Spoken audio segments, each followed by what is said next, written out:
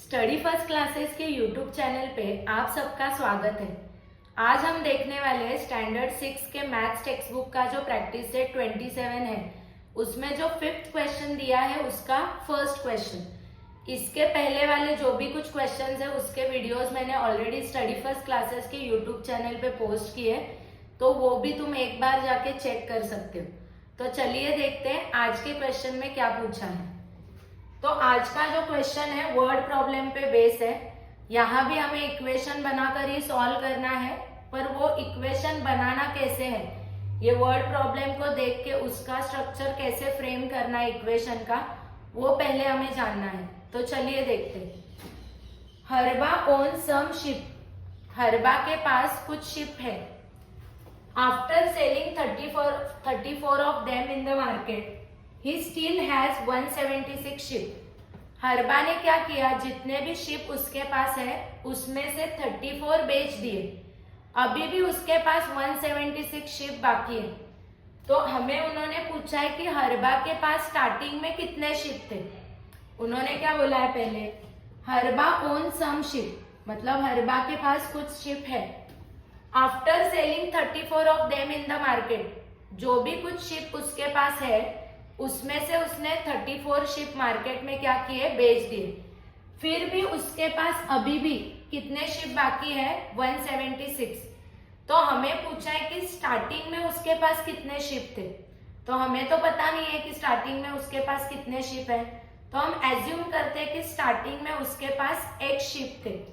तो यहाँ क्या लिखेंगे, लेट हरबा had एक शिप। हम ऐसे एज्यूम करते कि हरबा के पास कितने शिप थे, एक शिप थे। कितने शिप उसने बेचे हैं, 34, तो वो भी हमें यहाँ लिखना पड़ेगा।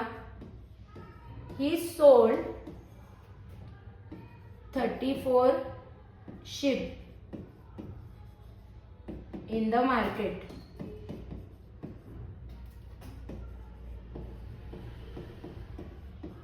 उसने कितने शिप मार्केट में बेचे हैं, 34। अभी भी उसके पास कितने शिप है, 176, तो वो भी हम यहाँ लिखेंगे। He still has 176 ship. अभी भी उसके पास कितने शिप है, 176 शिप है। तो अभी हमें उसका इक्वेशन फ्रेम करना है। कैसे करेंगे देखो, यहां हम लिखेंगे according to the given condition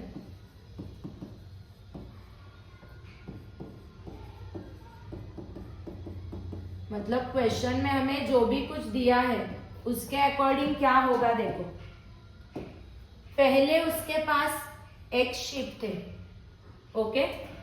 पहले उसके पास कितने शिप है, एक शिप है।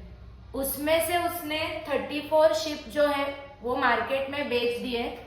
तो जब भी हम कोई भी चीज बेचते हैं, मतलब हमारे तरफ से तो वो जा रही है, मतलब हमारे स्टॉक में से वो क्या हो रही है, माइनस हो रही है। तो यहाँ हमें लिखना पड़ेगा, पहले उसके पास एक शिप थे, फिर उसने 34 बेच दिए, तो हम क्या करेंगे, -34।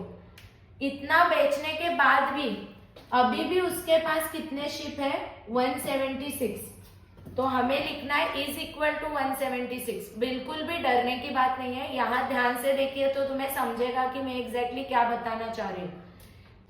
एज्यूम करो कि तुम्हारे पास 10 चॉकलेट्स है, उसमें से 2 चॉकलेट अगर तुमने तुम्हारे फ्रेंड को दिए, तो तुम्हारे पास जितने भी चॉकलेट्स थे उसमें से 2 क्या हो गए, माइनस हो गए ना।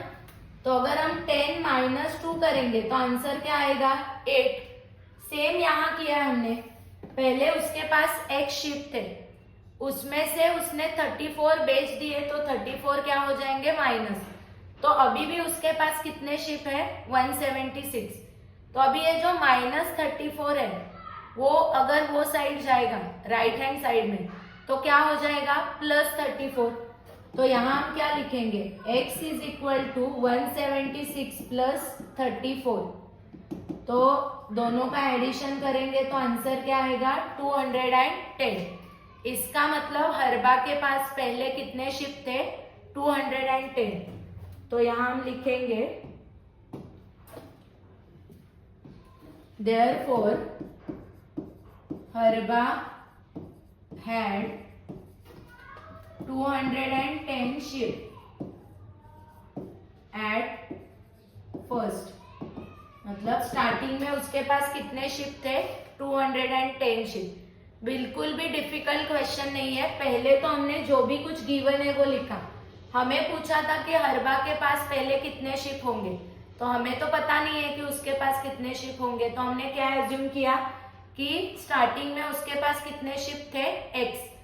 बाद में उन्होंने बोला कि 34 शिप जो है उसने बेच दी। पहले उन्होंने क्या कहा था उसके पास सम शिप है, मतलब कितने तो शिप है हमें पता नहीं, हमने एज्यूम किया x।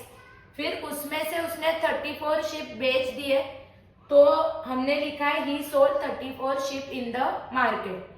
अभी भी उसके पास 176 शिप बाकी है, तो वो भी हमने लिखा है। क्योंकि वर्ड प्रॉब्लम है तो तुम्हें सब कुछ डिटेल में लिखना पड़ेगा। तो जो भी कुछ दिया है हमें उसके अकॉर्डिंग अगर हमने देखा तो पहले उसके पास x शिप थे, फिर उसमें से उसने 34 बेच दिए, और अभी भी उसके पास कितने शिप बाकी है 176। तो बेच दिए तो हमने ऑलरेडी जो थे x उसमें से 34 क्या किया माइनस। तो ये -34 वो साइड गया तो क्या हो गया प्लस। तो 176 में अगर 34 ऐड करते हैं तो आंसर क्या आ गया 210। इसका मतलब हरबा के पास सबसे पहले कितने शिप थे 210। आई होप ये सम तुम्हें समझा है। अभी वर्ड प्रॉब्लम के सम्स है, इसीलिए मैं एक वीडियो में एक ही सम लेने वाली हूँ, सो दैट तुम्हारे लिए वो जो कंसेप्ट है वो क्लियर हो जाएगी। क्योंकि अगर एक साथ मैं सब सम यहाँ सॉल्व करके दिखाऊंगी तो कुछ बच्चे कंफ्यूज हो सकते। पहले तो देखते हैं कि ये सम तुम्हें कितना समझा है। उसके लिए वीडियो के एंड में मैं एक वर्कशीट पोस्ट कर रही हूँ, मतलब ये सम जो है उसके जैसे और कुछ क्वेश्चंस तुम्हारे लिए मैं वहां देने वाली हूँ। उसको सॉल्व करो और उसके जो भी कुछ आंसर्स होंगे वो कमेंट में मुझे बताओ, सो दैट मुझे भी समझेगा कि ये जो क्वेश्चन हमने लिया है वो तुम्हें कितना समझा है। और आगे के भी क्वेश्चन चाहिए ना सॉल्व करके, तो अगर वो वीडियोस तुम्हें देखना है तो तुम्हें क्या करना पड़ेगा, स्टडी फर्स्ट क्लासेस या हमारी यूट्यूब चैनल को सब्सक्राइब करो। और तुम्हें ये वीडियो पसंद आया होगा तो तुम्हारे फ्रेंड के साथ भी जरूर शेयर करना। Thank you.